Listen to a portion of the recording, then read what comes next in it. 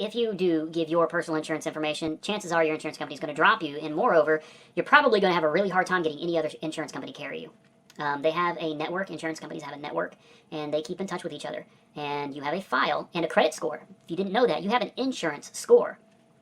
They keep tabs on you and what you're doing and what you've been doing, guys. So that's another hazard of this, is if it gets found out that you are driving for Uber and you have not obtained anything other than personal insurance coverage, you're quite likely to have your insurance canceled, and it may be very hard for you to get insurance again.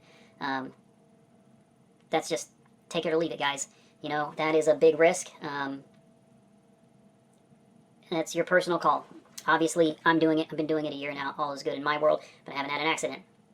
Accidents can happen at any time, can happen to any one of us, and at that point, God only knows how it's going to play out. Now, you're going to get passengers. Believe me, guys, I know it sounds like an easy job, just cruising around driving people, and sometimes it is, and sometimes it's not. There's a lot of media coverage lately regarding people, Uber drivers hitting passengers with hammers, dragging passengers out of the car, smashing their phones. You know, I don't know if any of this is true or not. I'm assuming it is. You know, a guy had his face bashed in, and it seems like pretty real situation. You can't beat your passengers. I mean, I shouldn't have to tell you this, okay? But you can't get out of your car and beat people on the street because they piss you off. You can't go to your backseat of your car and beat your passenger because they piss you off, okay? Guys, let's get real. We're professional drivers. Professional people don't take hammers to their passengers, all right?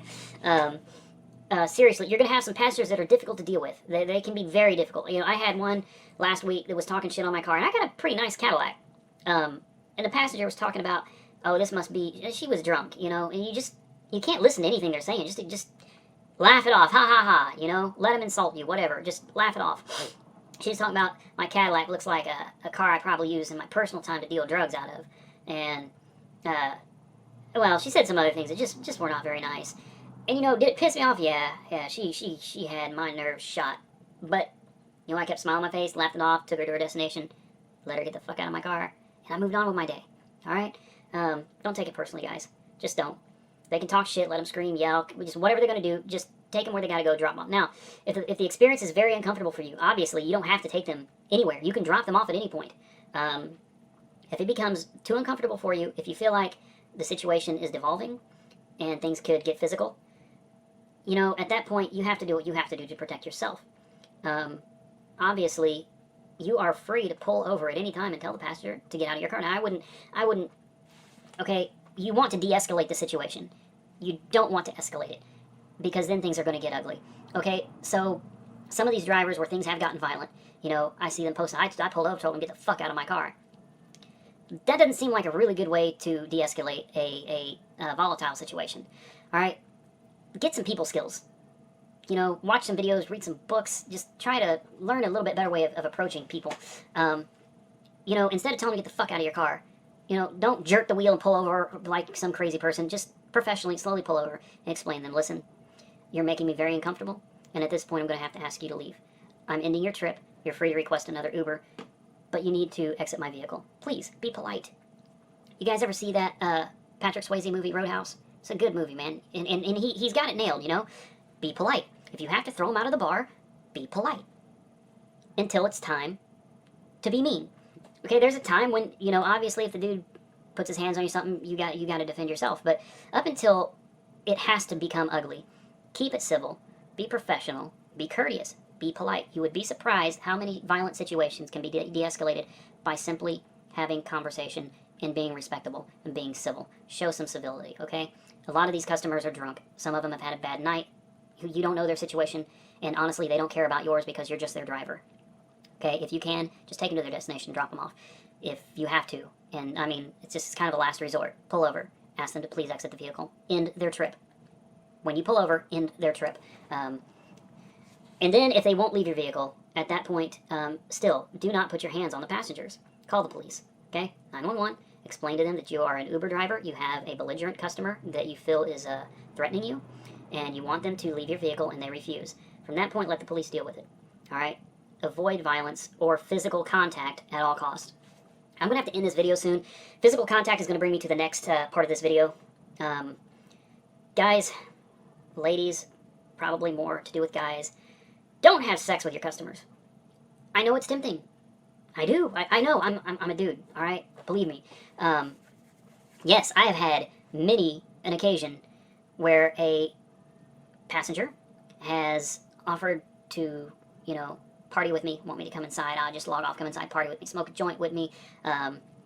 Some other pretty crazy, and then some kinky shit, And while I am flattered, because, let's face it, I'm pushing 35 years old, and I'm growing a second chin.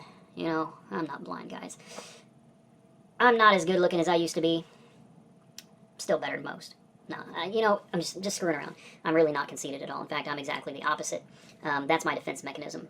I don't intend to do it, but it's kind of a subconscious thing. I'm very self-conscious about my weight and my looks, and, I joke about it, and that is my defense mechanism. But it does feel good. It does. And I'm not lying. I'm not just trying to make myself look good here, but I've had several very attractive women offer me to party with them, spend the night with them. You know what? I've never done it. I've had women put their hands all over me, and I politely take their hands and take them away from my body. As much as it's embarrassing, last week I had a guy. Yeah, I should stop right there. Okay. Guy was sitting in the seat directly behind me. Several passengers in the car, but he was the one in the seat directly behind me, and I kept feeling hands all over my head and my face, and let me tell you something. All right, I got nothing against gay people or bi people or curious, whatever the hell you are. It's not my business, man. It's not my business until you start touching me, and then it's my business. I don't like being touched by a dude, okay? Like I said, I've got nothing against people that do or whatever. But me personally, respect my feelings. Your rights as an individual end where mine begin, okay? I do not want to be touched by another man. And it was a really awkward situation for me because I was angry. As he was touched, literally, as I'm driving, he's touching me. Very awkward situation, man, and it did. I was pretty pissed. But you know what? I kept my composure. I kept cool. I got him and his passengers to their destination. The weird thing is his wife was sitting right next to him in the back seat. She was trying her damnedest to get him to touch her. She was like, baby, don't touch him. Touch me, baby. Don't touch him. And I'm not gonna lie, his wife was hot. And she was fine. And this man is touching all over me. And I'm like, you have issues, brother. And I kept my mouth shut. I did ask him to please not touch me. I asked her if she could please keep his hands off of me because I don't appreciate being touched by another man. And while I do appreciate being touched by a woman, it is not in your best interest or the passenger's best interest to party with them. These aren't your friends. These aren't your buddies, okay? These are your clients. These are your customers. And this is a professional business. If you can't handle being professional, then you don't belong here, okay? I mean, I know that a lot of you probably won't listen to this. You're going to do what you're going to do, but it could be a dangerous situation, okay? You don't know what you're getting into. This girl could have a husband. This girl could have a boyfriend. Same thing for you ladies. I mean, I'm sure it happens both ways, but, I'm speaking from my perspective here, and what's happened to me. You don't know what you're walking into. You just don't. And the last thing you need is that kind of drama, or the next day the lady waking up and going, oh my God, he raped me, or he molested me, or he assaulted me. It's not worth it. Is sex worth it? I mean, to you, sex worth going to jail? It's not to me. I love it just as much as anybody else does, but I'm not going to jail over it. No, thank you. So that's going to be my last tip for right now for you guys. If you have any other specific questions, compose a list and, comment them or whatever to me, and I'll make a separate video if I haven't covered something.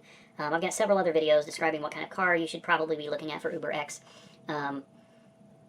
Guys, please, don't sleep with your passengers. Ladies, don't sleep with your passengers. Please. Okay? It makes us look unprofessional. It really does. It can be very tempting, I know. I've had it happen many times, and I have turned them down every single time. I have never slept with one of my passengers. I've never partied with one of my passengers. That's crossing a line, in my opinion, and probably in Uber's opinion, too. Guys, that's it. I gotta go. This is a 22-minute video, and you guys probably have to sleep by now. But anyway, drive safe, people. Uber on. Don't give up on Uber, guys. I know it's getting harder to make money, but I think if you stick around, it'll be worth it, all right?